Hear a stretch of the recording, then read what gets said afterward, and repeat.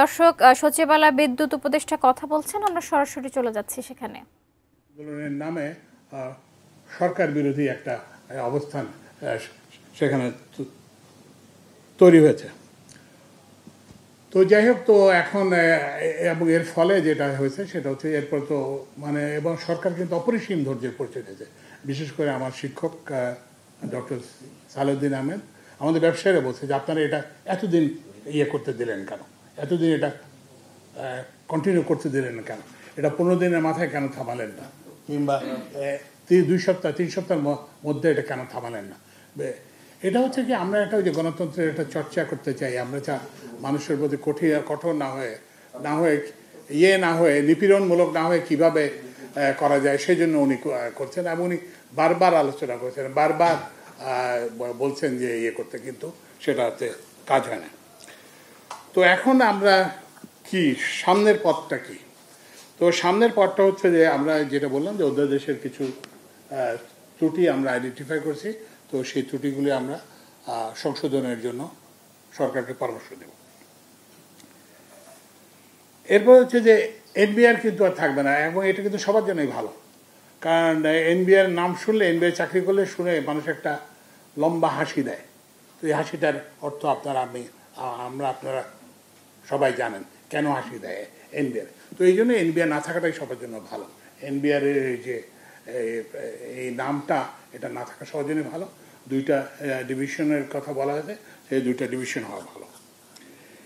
এরপরে যেটা যারা এই কাডারের যে দাবি যে শুধুমাত্র 2টি কাডারের সদস্য নিয়ে রাজস্ব নীতি ও রাজস্ব বিভাগ গঠিত হবে, আমরা কমিটি থেকে মনে করি যে এটাও গ্রহণযোগ্য না।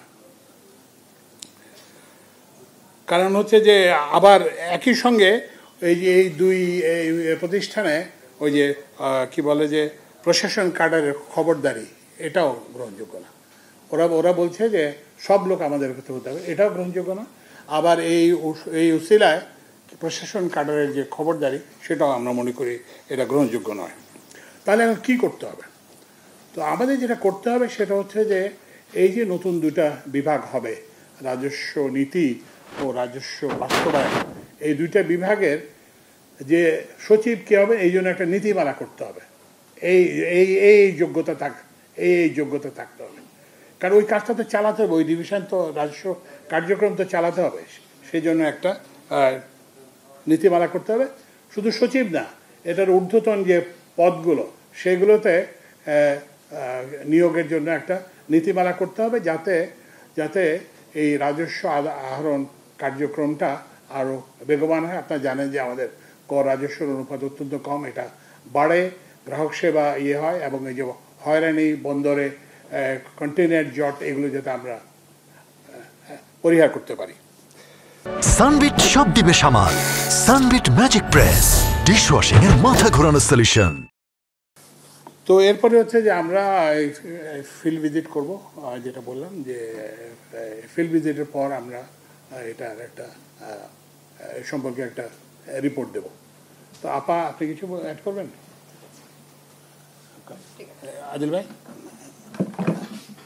হ্যাঁ, এখন কঠিন প্রশ্ন করবেন না, সোজা প্রশ্ন করবেন। কিসের?